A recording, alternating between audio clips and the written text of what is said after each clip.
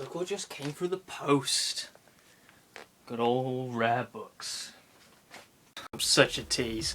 So yes, hello and welcome YouTubers and Doctor Who fanatics to a Big Finish audio review. And for this Big Finish audio review, I'll be taking a look at the recently released Classic Doctor's New Monsters. Of course, by the title of the set, we will see Classic Doctors face against new monsters. The 5th Doctor is the Weeping Angels, 6th Doctor the Judoon, 7th Doctor the Cigarettes, and the 8th Doctor facing Sontarans that have been cloned for the Time War. So far this set is getting excellent reviews, so definitely well done to Big Finish. It looks like they've nailed one hell of a set. I'm seeing a lot of 5-star reviews, 9 out of 10 rating, 10 out of 10 rating.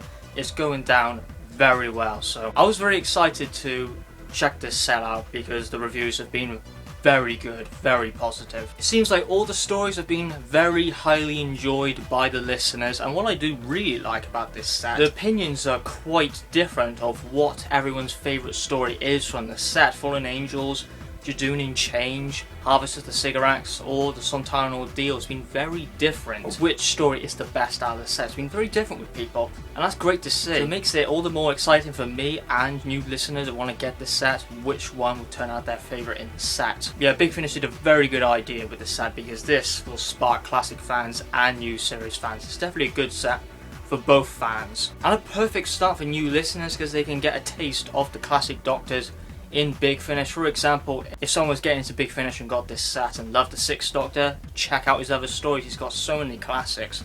The Holy Terror, Masters of Earth, Crisscross, The Main and Minor, few. If you like the 5th Doctor, check out The Elite, Spare Parts, Accutane. So many classics. It's definitely a great box set for new listeners because they can get a taste of the classic Doctors in Big Finish. And it'd be quite helpful where to start building your Big Finish collection. As I said, if you're a fan of the 6th Doctor and you love him in Judoon in Chains, by all means get more 6th Doctor audios. When the new series stuff was sort of revealed, it was The Diary of River Song, Churchill, and Classic Doctor's New Monsters. Of course, everyone's mainly keeping their eyes on Classic Doctor's New Monsters. That was the one which sparked the most interest for obvious reasons. And it's good to see Volume 2 already confirmed, and that's going to be in the works, perhaps released next year. For my most anticipated story, I would say Judoon in Change was my most anticipated one because Simon Bernard and Paul Morris are excellent writers. They've done some fantastic stories for the Jago and Lightfoot series. And one entry from the monthly range being Accutane. I hope they do another monthly range because they usually stick to the 1 hour mark. Yeah, the 4 writers in this set is Phil Marine doing the first story. Hopefully I'm saying his name right. Then it's Simon Bernard and Paul Morris for the 6th Doctor story, Judoon in Change. Then it's James Goss for the 7th Doctor story, Harvest of the Cigarettes, and then it's Andrew Smith for the Sontaran Ordeal, who's already written for the Sontaran in the first Sontaran, so he has written for the Sontarans before. So yes, without no further ado, let's begin my review of Classic Doctor's New Monsters, starting with the first story in the set, Fallen Angels, the 5th Doctor story by Phil Marine.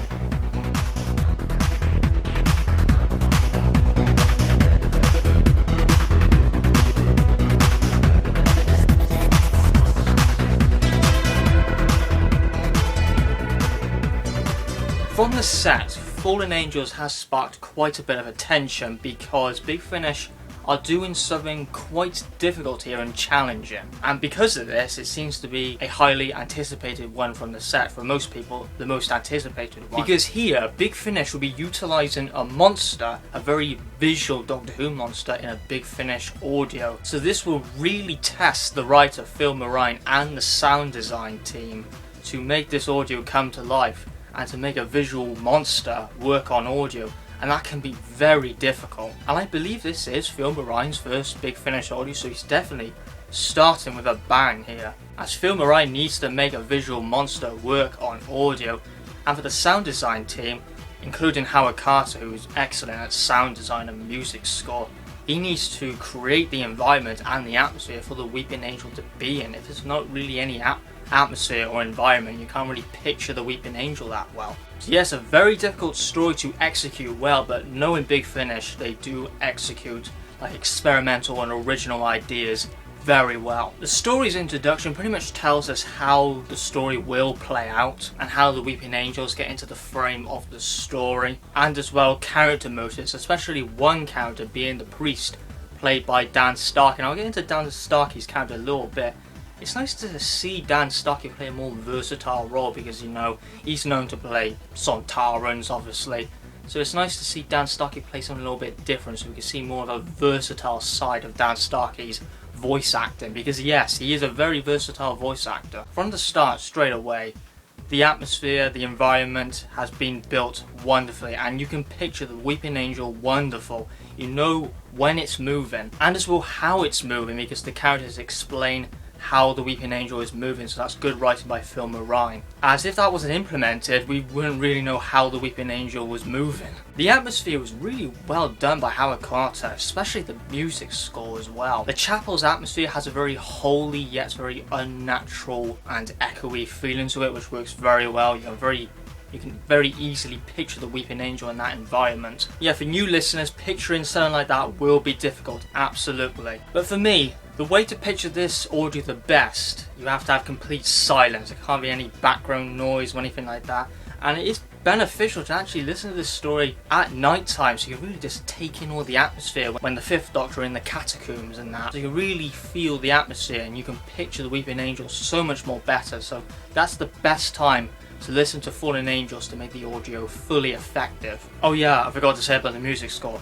The music score by Howard Carter for the Weeping Angels is wonderful. It really works with them and for the main setting in Italy. The music score feels very holy, which feels great in the Italian setting, but at the same time the quite creepy music has a very unnatural feeling to it, and it feels like an evil presence is waiting to rise up. So yeah, marvellous score by Howard Carter. He's always very good with music and sound design. And yet for supporting characters, like one-off companions, we have Joel and Gabby, who are on their honeymoon and they go to this chapel where there was supposed to be a statue there but was replaced with a Weeping Angel. And this is where we can see the priest character. We can sort of obviously see what his motives are, what is his character direction. And I will go into his character a lot more because it isn't really a spoiler of which direction his character goes, because it gets revealed in the introduction of the story. So I'll go more into his character later on, but brilliant performances by Dan Starkey as the priest. One thing very good about our story, since it's very good for new listeners to Big Finish, they don't muck about, they get straight into the action. It's not any slow build up. By track 5, Fallen Angel surprisingly moves very fast, and I thought in the setting it wouldn't really do that. I thought it would take a very slow approach with the atmosphere just kicking in slowly, but it actually kicks in very fast, and the Weeping Angels, when they get in, the story can be very tense and suspenseful. But at the start of it actually has like implemented fun and witty dialogue, especially from the character Michelangelo, who brings great comedy, witty dialogue in the story, which is great. So the balancing of comedy and serious storytelling and creepy storytelling is balanced out very well by Phil Moraine. It isn't a horror story, I will say that, it's not a horror story, but it's just one of these creepy stories, which is good for a nighttime listen, so don't think of it as a creepy horror story, like something like Nightfall, for example. But still, it's like one of those creepy stories which works very effective during the night when the Fifth Doctor, Gabby and Joel are exploring the catacombs looking for these Weeping Angels. It's brilliant, works very well at night. So then you can get those jump scares a little bit more better, so the audio can work so much more effectively. The story is very well paced out, building in some funny dialogue, but still the Weeping Angels are getting built up, but then very quickly by track 5 it gets going very well. And Fallen Angels, it doesn't have an off switch. I never lost engagement with the story, and as I said, the balancing of comedy and serious storytelling and creepy storytelling was very good. They're still throwing jokes near the end.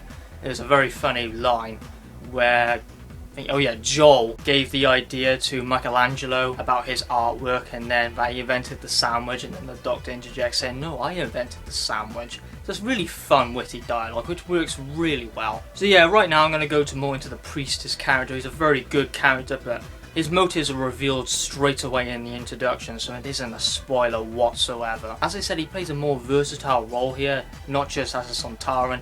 Now, with this character, the priest, he can play a little bit more of a mad and insane character, or side villain, we should say. You can see he's a little bit unstable, the character. He can't really control himself.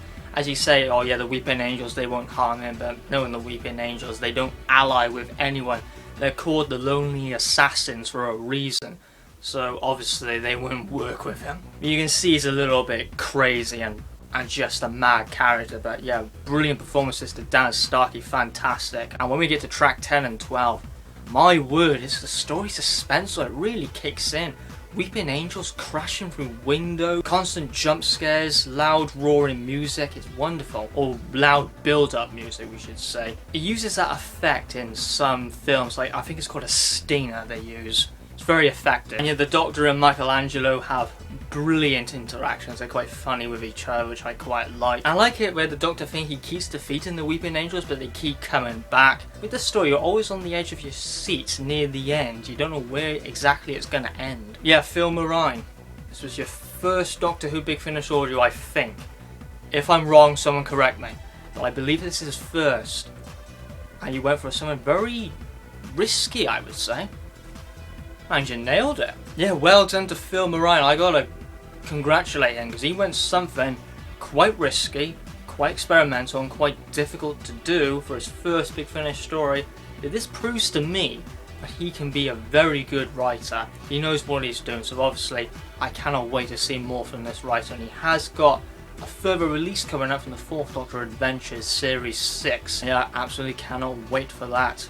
Brilliant writing by Phil Marine. I have a sudden feeling I'm not saying his name right, but whatever. Let's get to the characters and performances. So your characters and performances, we'll start off with the brilliant 5th Doctor, Peter Davison. I do love the 5th Doctor in this one. He brings so much funny dialogue, which actually had me laughing in some places, especially the sandwich scene. He interacts with the supporting characters very well, such as Joel and Gabby. Fun dialogue, great highlights, especially in track 10 to 12. Brilliant performances by Peter Davison. Next we have Michelangelo, played by Matthew Kelly, and I would say perfect casting choice. He played the character wonderful. The character was fun, he was quite rude and stubborn in some places, but yeah, his character, as I said, was a lot of fun. Brings witty dialogue and comedy to the story. Next is Gabby and Joel. We'll do Gabby first. Nice performances from her. At the start she finds the Doctor's explanations quite nonsensical, and she finds the Doctor be a little bit weird and eccentric. But yeah, interacted very well. And then Joel. Yeah, both Joel and Gabby played good one-off companions. I quite liked them in the story. Played their roles well. Felt good as one-off companions. Next we have Piero, who was the servant of Michelangelo. Not too much connected to the plot, but he does serve something near the end, and I might as well just keep that quiet. But yeah, good performances by Joe Jameson. And then lastly we have Dan Starkey, who's playing the priest. Brilliant from him. One of the highlights for the story, I would say, in my opinion, because he played quite a mad, unstable character. Couldn't really control himself that well, and his character was being a bit brainless. He was, because of course he couldn't ally up with the Weeping Angels. To conclude, Fallen Angels, I very much enjoyed this one. Actually, it went over expectations. I was overwhelmed by the story. It was a lot more better than I was expecting. It is a very highly enjoyable story where Big Finish did something quite risky, difficult and experimental, but yet Phil Marine's brilliant writing and Howard Carter's fantastic sound design, they made this audio work 100% and made a visual monster work in an audio.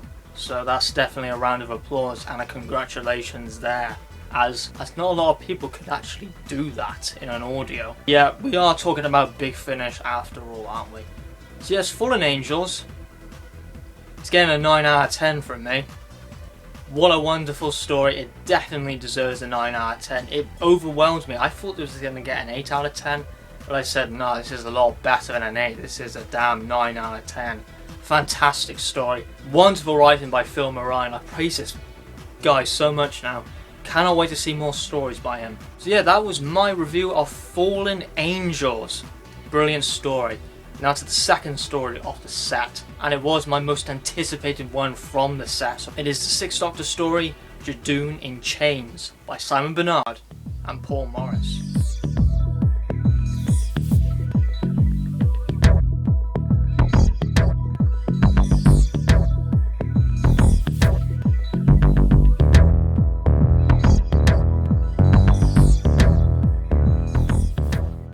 Yes, Simon Bernard and Paul Morris' story was the one I was most anticipating. The reason is, I love Simon Bernard and Paul Morris' writing. They are fantastic writers. They've done a lot for the Jago and Lightfoot series, and I do love Jago and Lifehaze. It's my favourite Big Finish range of all time, and I praise it all the damn time, I do. They also did The End of the Line from the Last Adventure set, and as for Accutane, which is one of the best Fifth Doctor stories of all time. And yeah, as I stated before, this was my most anticipated one, so it had a lot to live up to. I would say the Sixth Doctor with the Judoon was a very good choice, actually. And these two writers, these collaborators, they do brilliant stories all the time. Now, since I quite enjoy Series 3 of the new series, I find it personally quite underrated, to be honest. So listening to the Judoon on audio by Nicholas Briggs was quite a blast to the past for me, because I do like the Series 3 story that features the Judoon. So hearing the Judoon again, their voices by Nicholas Briggs, get a little bit of nostalgia, I do. The story at the start is driven by dialogue. We have the Judoon and humans in a trial, with the Doctor playing quite an unusual role of defending a Judoon. And you can see the story at the starts rather ambiguous. It's one of these stories which gives you a future event, but then explains it all later on when the story progresses. There's one of these stories where it starts out ambiguous at the start. And it is funny where the Sixth Doctor is trying to keep the trial in line as the Judoon. As of course they got their guns out and all like that, so it's quite funny for the Doctor to calm down the Judoon. So yes, we have the Judoon in audio, great. However, Simon Bernard and Paul Morris do something a lot different for the Judoon, which is wonderful. It's nice to see something new for a monster. We have a very interesting direction for one Judoon, which is Captain Kaibu. It was a very interesting and very unusual Judoon. I'll get into more of his just a little bit later. But yeah, the main things which deal with this story is quite a political dilemma, filthy corporations and conspiracies. So if you like all of that, political dilemma stories, all that great stuff, then yeah, this story will be for you. Yeah, it makes sense why this story is called Judoon in Change, and it is quite a powerful story. What Kaibu is going through, Captain Kaibu of the Judoon race, is quite shocking, quite interesting, and nothing which hasn't really been done before for a Doctor Who villain. Has to a certain extent, but not in this way. Captain Kaibu is being used as a circus attraction. It's very similar what Keris went through with the 8th Doctor in a story called Other Lives. So this is technically like an Elephant Man sort of story, but with Captain Kaibu being a Judoon. Never thought I'd say this, but you actually feel sorry and you get sympathy for a Judoon.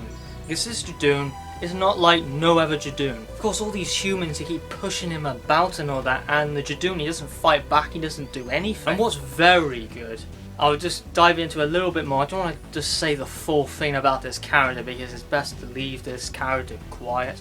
But he actually learns English by himself. You know, they have those voice translators to talk English. It was broken, so he actually learned English to talk to humans. And he did this because he wanted to be free. Of course, we have the Judoon back how they were portrayed in Series 3. Very militaristic, very powerful. If you strike them or you hit them, they will execute you immediately without a second thought. At the end, things start to open out. We have like a very big political dilemma story now of just really gritty corporations and that. And we do have a brilliant scene with the Judoon marching in Victorian London, and it feels great and very similar of how the Judoon just marched into the hospital when it was on the moon. This story has got a great amount of nostalgia, and as well doing something new and original for the Judoon as well. Yes, Simon Bernard and Paul Morris did indeed do a very good story. So yeah, the characters and performances, this one actually has the biggest cast list, or really the most amount of characters in this story. Some get outshined to the other ones, but the most standout ones for me was the Sixth Doctor, obviously. Elysia, Captain Kaibu, the Judoon, and Greg. Those are the standout ones for me, so I'll go for the Sixth Doctor first. This is Colin Bay who we're talking about, of course. He did a magnificent performance, really gets into the political dilemma stuff very well, especially at the start, when the humans and the Judoon are in a trial. That's at the beginning, then fades away, then comes back again. The Sixth Doctor is very strong with his words, quite caring, and has some brilliant interactions and strong performances, obviously. Elysia, who is like the one-off companion of this story, it's nice to see that at the start she thought like the Judoon was just a stupid monster and that was about it. But when she more understands the monster when it started to learn English by itself. You can see she was very wrong, and she feels terrible for it that she called the monster stupid. She's completely changed her mind. Yeah, Captain Kaibu, this is by Nicholas Briggs, obviously, who voiced the Judoon. I've said pretty much everything I want to about Kaibu. Best to learn everything about him by yourself, but I've said a little bit about him. He's not like any other Judoon. Best to leave him quiet, but fantastic character and something new for the Judoon. And Greg by Nicholas Pegg, he played a marvellous performance. His voice acting was brilliant at the end of the story as well. Brilliant performances to Nicholas Pegg. So yes, in conclusion, what do I think about Judoon in Chains? Well, it's another fantastic story from the set. Simon Bernard and Paul Morris have yet delivered another brilliant story, something new and different for the Judoon, a very Elephant Man style story, and some great political dilemma storytelling. So yes, I would give it a 9 out of 10. Yeah, 2 9 out of 10. This is going brilliantly so far. Do I prefer it to Accutane? No, I don't. That's still my favourite Simon Bernard and Paul Morris story. That's too difficult to beat, I would say. Yeah, Accutane is a real solid Fifth Doctor story. So that will probably be the jewel in the crown with Simon Bernard and Paul Morris for a very long time. So yes, that was the review on Judoon in Chains by Simon Bernard and Paul Morris. A great Sixth Doctor story, and utilising the Judoon very well, especially one of them being Kaibu. So yes, that was my review on the second story. Let's move on to the third story of the set, Harvest of the Sycorax by James Goss, featuring the Seventh Doctor.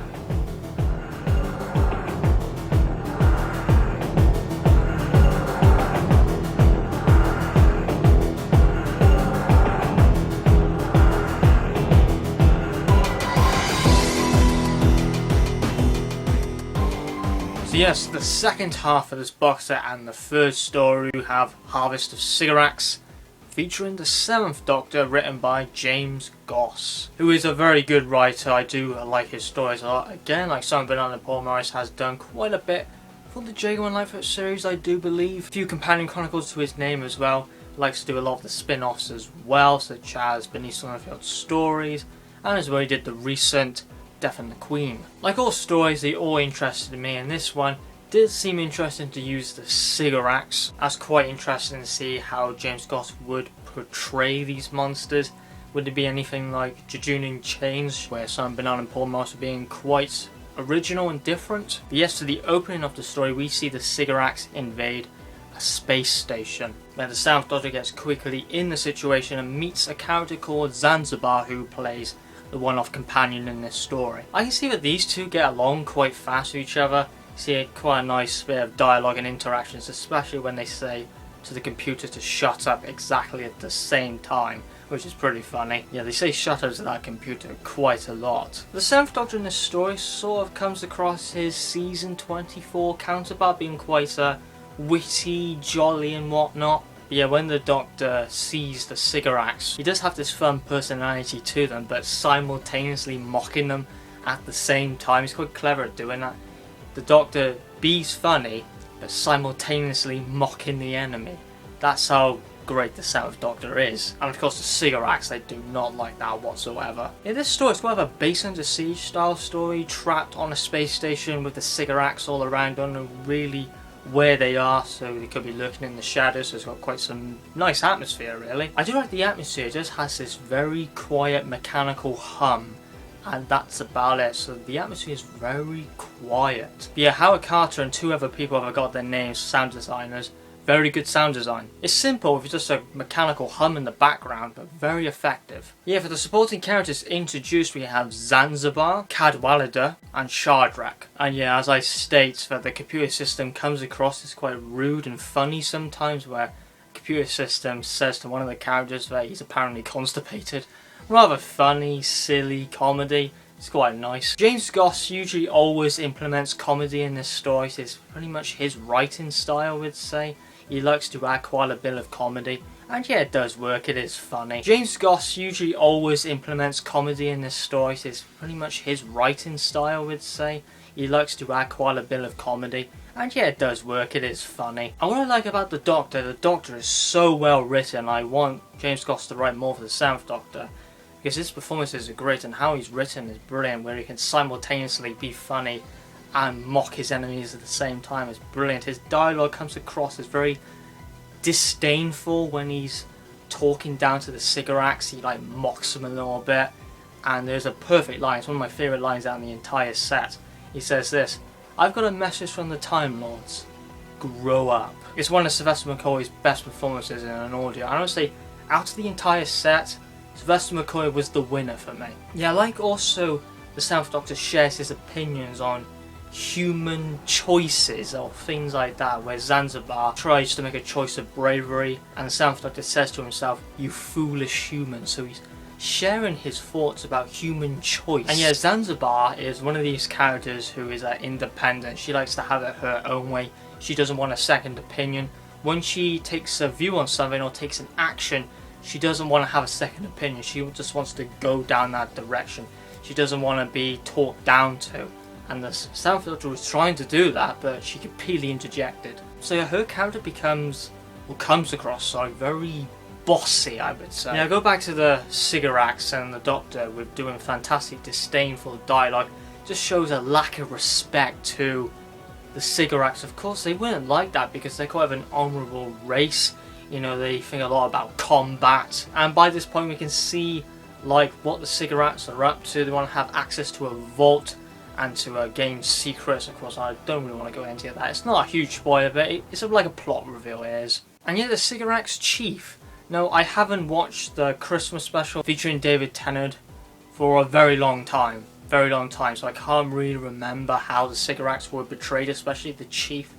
But the Sigarax chief betrayed in this. The Sigarax chief has this technique of insulting humans, but simultaneously doing it in a funny manner. I can't say that I was betrayed different from the Christmas special with the Sigarax appearing, because I can't really remember how they were betrayed in the story. It's been forever. But yeah, my favourite thing out of this story and the entire set was the 7th Doctor. His performances were absolutely brilliant. How he was written and Sylvester McCoy performing the 7th Doctor is brilliant, as it quite defines the 7th Doctor, who he is as a character.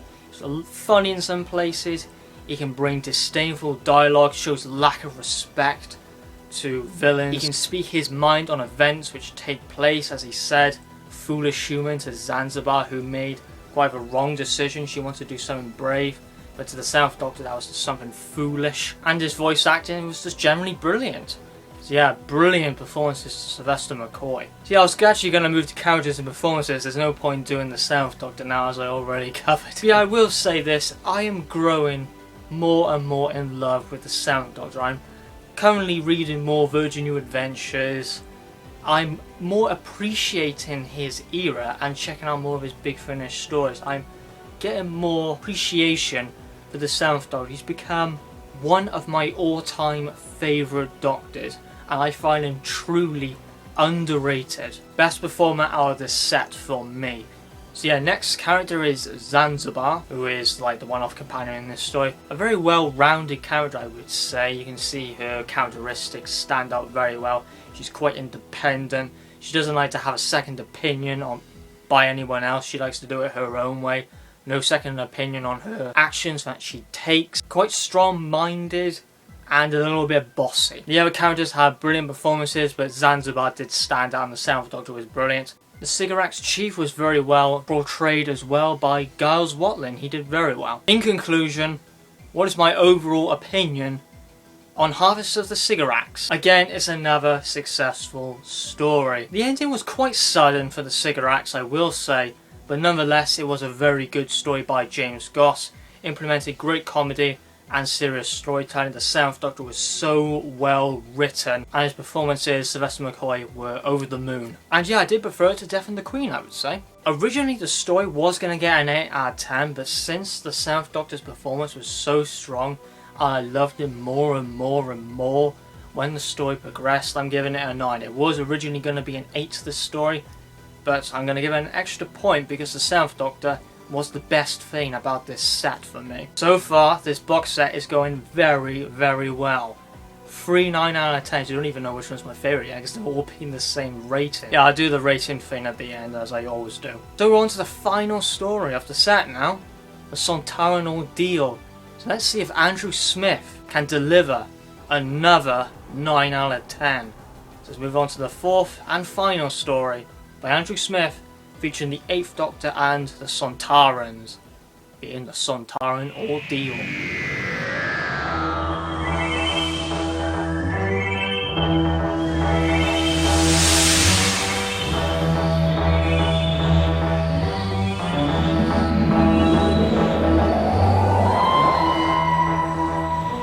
So we come to the final story of the set, the Sontaran Ordeal by Andrew Smith, who has already written for the Sontarans before, being the first Sontarans from the Lost Stories range. Now some people have been nitpicking with this story, saying, oh, Sontarans, they're not new monsters, they've been in the classic series.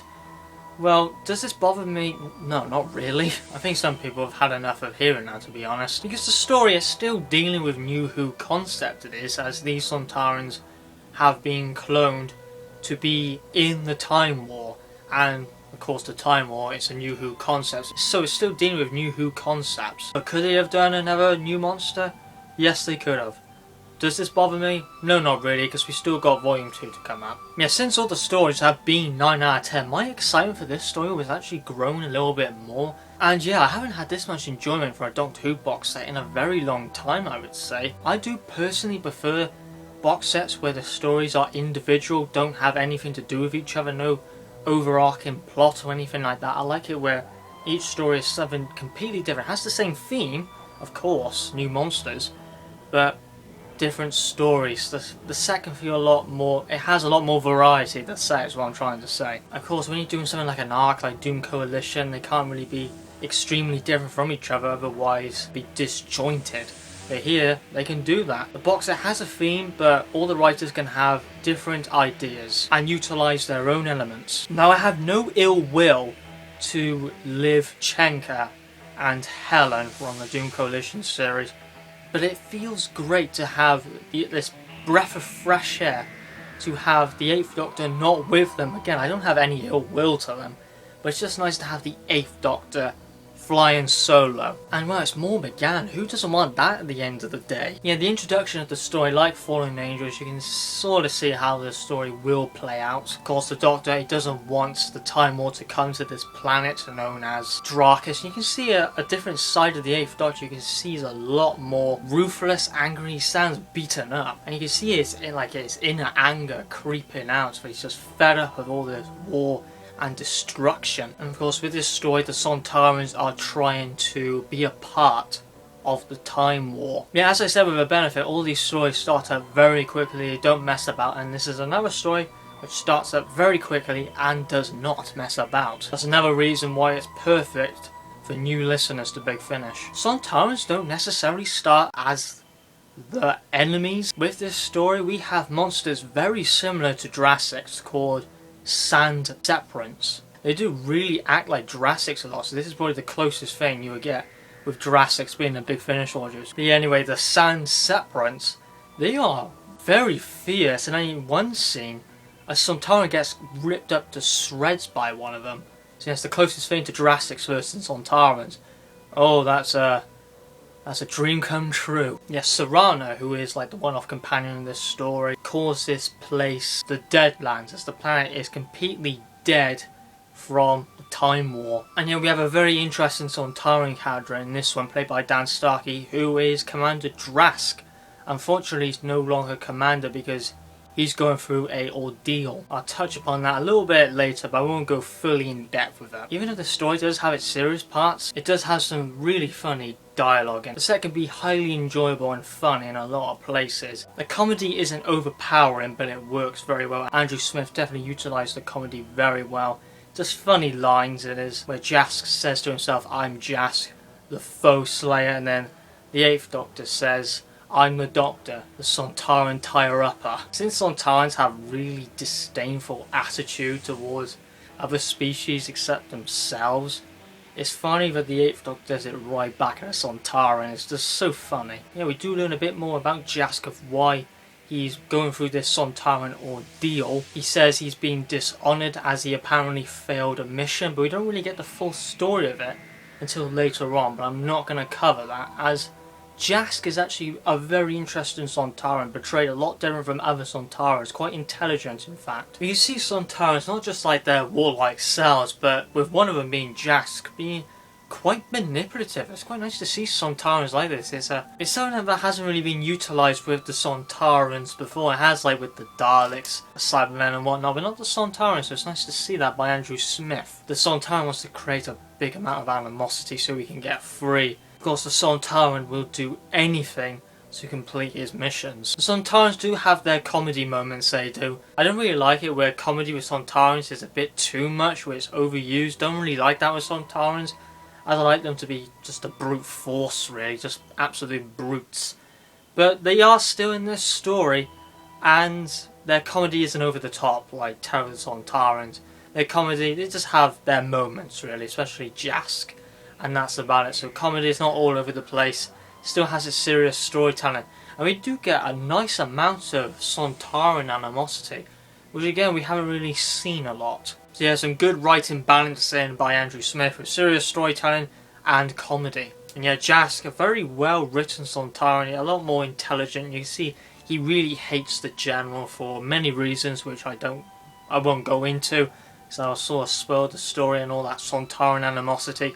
You know, big animosity with military leadership and hierarchy in the Sontaran Empire. Very nice stuff to witness on audio. The story has quite a lot of plot reveals. I won't really go into them, so rather to keep cold on this story if I'm honest. There is like one reveal near the end which I found predictable, I would say. I definitely saw it coming. I worked out what Andrew Smith was trying to do there. It still was very good, but I predicted it was. Still very good by Andrew Smith nonetheless. And yes, it's another winner. That's great. The box set is confirmed to be an absolute gem. All the stories are absolutely wonderful. A brilliant box set which definitely lived up to expectations. So the characters and performances, the 8th Doctor Paul McGann, fantastic in this story. He's quite ruthless, quite aggressive. He does have his funny moments and dialogue. You can tell he's a little bit beaten up from the voice, he's a bit fed up of the Time War, going to all these different planets and millions of lives being taken just because of the Time Lords and Dalek conflict. T'Rana, a very good one-off companion, good performances to her. This one quite shocking at the end, which I thought, wow, pretty powerful stuff, especially to the 8th Doctor's face. I would say you can see that the 8th Doctor's just, had enough really. And the 8th Doctor's reaction to it, it's like he sort of doesn't really care. It's just like he's faced it so many times, he's just doesn't care anymore. Yeah, quite a powerful moment near the end for the character, and what T'Rana actually says at the end as well. I'll leave it quiet. We have some other Sontaran characters such as the General. We see a bit of Sontaran animosity with him and Jask, but I'll cover Jask, played by Dan Starkey. A very good Sontaran character, and that's one which will stick in my head for quite a while with General Strange. Quite an intelligent Sontaran, very clever, knows how to outwit his enemies, including other Sontarans as well. As I said, he's going through an ordeal. He's an enemy of the Sontarans for reasons I will not go into. It's nice to see something new for the Sontarans, the Sontaran Empire in a dilemma. Something going wrong with the Sontaran military hierarchy, with so much animosity is great. So in conclusion, the Sontaran Ordeal is another brilliant story. Andrew Smith does a brilliant 1 hour story featuring the Sontarans. A good side enemy, I would say, with the San Separants. They felt very fierce in the story. And some new interesting ideas for the Sontarans and Jask. Very memorable Sontaran. It's another 9 out of 10. Got 4 9 out of 10s. I loved all these stories around about the same. And for me, ranking it was very difficult because I said to myself, all these stories are around about the same for me. They're all hitting 9. But yet, it is definitely a very good box set. Believe the positive reviews it gets.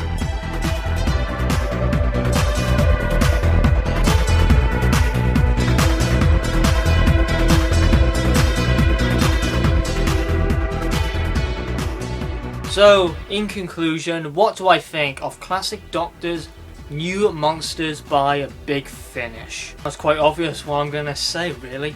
Big Finish have just delivered an absolutely fantastic box set, which is brilliant for classic fans and new series fans, and perfect for new listeners to Big Finish, as you can get a taste of all the classic Doctors in one box set.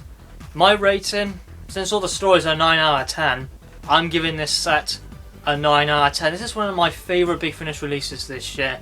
Very strong, consistently good throughout. There isn't a bad story, all the stories are absolutely wonderful. I had so much enjoyment out of this set, and the replayability of it is very high. I would love to return to this set one of these days. But yeah, to rank the stories, this was very difficult because they all get 9 out of 10s for me.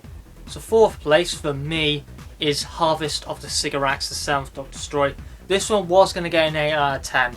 But I just pushed it up because of the 7th Doctor's performance. In my opinion, this is my least favourite. I still absolutely love it. I give it a 9 out of 10. But I prefer the other stories to it. James Scott still did a classic story, but I prefer the other ones. So it's pretty much to it. 3rd place, I would give it to the Sontaran Ordeal. Andrew Smith definitely did a brilliant Sontaran story. And did something new for the Sontarans, like Sontaran Animosity. And Jask being quite a memorable Sontaran, quite clever and intelligent, which is nice to see.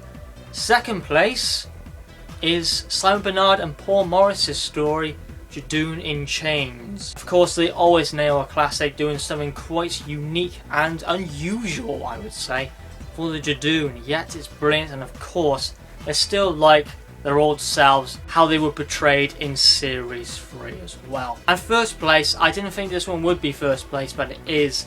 It's Fallen Angels by Phil Marine. They did something very difficult, very challenging, to use a visual monster, utilise it in a Big Finish audio, and yet they made a visual monster work on audio. That is something to be very proud of.